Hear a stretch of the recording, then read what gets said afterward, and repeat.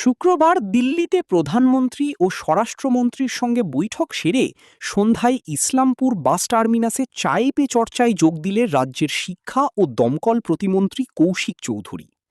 এদিন ইসলামপুর বাস টার্মিনাসে গাড়ি থেকে নামতেই ফুলের তোড়া দিয়ে শুভেচ্ছা জানান ইসলামপুরের বিজেপি কর্মী ও সমর্থকেরা। এরপর চায়ের দোকানে ঢুকে চা খান তিনি। একটা বড় একটা চ্যালেঞ্জিং সমস্যা হয়েছে উত্তর দিনাজপুরের ক্ষেত্রে। আপনি এখানকার শিক্ষা প্রতিমন্ত্রী, বিষয়টা নিয়ে একটা বড় ধোঁয়াশা তৈরি হয়ে গেছে শিক্ষকদের মধ্যে, কি বলবেন? না, সারপ্লাস নিয়ে ধোঁয়াশার কিছু নেই।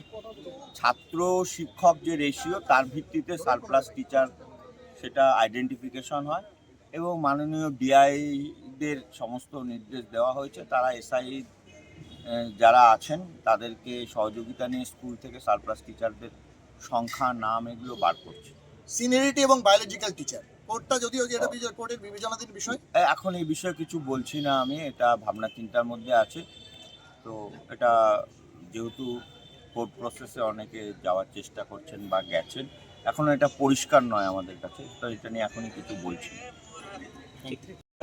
মাননীয় লোকপ্রিয় আমাদের সাংসদ শ্রী কার্তিক চন্দ্র পালের সাথে আমরা উত্তর দিনাজপুর জেলায় আমাদের ভারতীয় জনতা পার্টির যে 4 জন বিধায়ক আছেন তারা আমরা দিল্লিতে গিয়েছিলাম। সেখানে আমাদের জেলার বিভিন্ন বিষয় নিয়ে মাননীয় অমিত শাহজি এবং মাননীয় প্রধানমন্ত্রী নরেন্দ্র মোদীজির সাথে আলোচনা হয়েছে।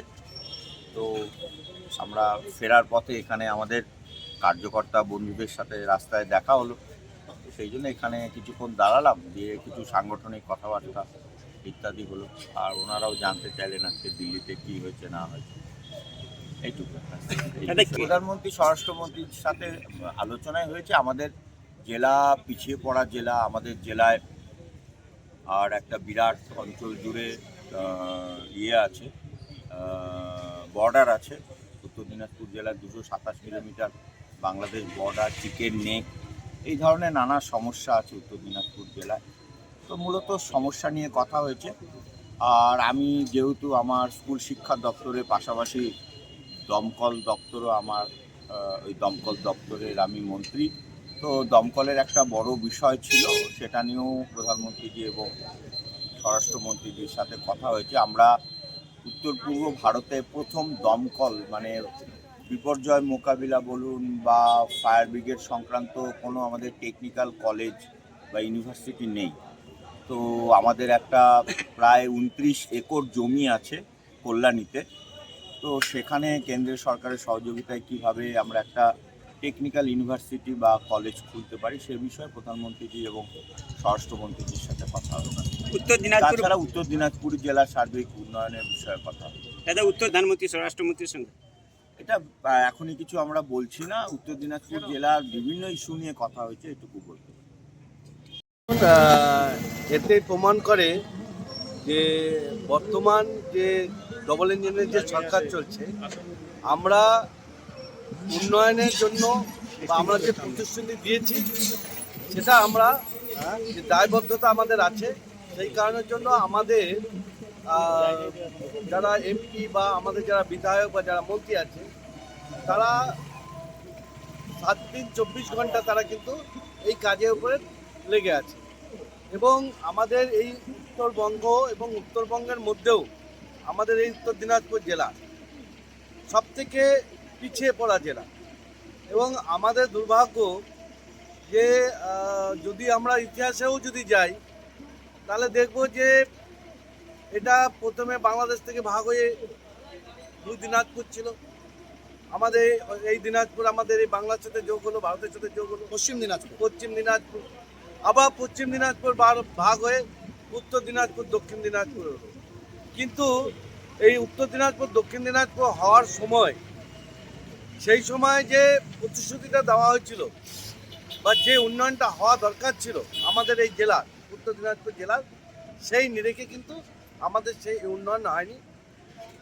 সেই কারণের জন্য আমরা দেখেছি যে আমাদের বিগত দিনে আমাদের এরকম আমাদের দেবশ্রী চৌধুরী ছিলেন এমপি, উনি যথাসম্ভব উনি চেষ্টা করেছিলেন, কিন্তু তখন তৎকালীন রাজ্য সরকারের কোনো সহযোগিতা পাননি। এবং আমাদের 2024 সালে আমাদের এই রায়গঞ্জের লোকপ্রিয় সাংসদ এবং আমাদের সকলের প্রিয় কার্তিক চন্দ্র পাল মহাশয়, উনি সাংসদ হওয়ার পর থেকে উনি লাগাতার চেষ্টা করে যাচ্ছেন। এবং আপনারা দেখেছেন বিগত দিনে যে উনি এমন কোনো মন্ত্রণালয় বাদ নেই যে উনি সেখানে যাননি আমাদের এই জেলার উন্নয়নের নিরিখে।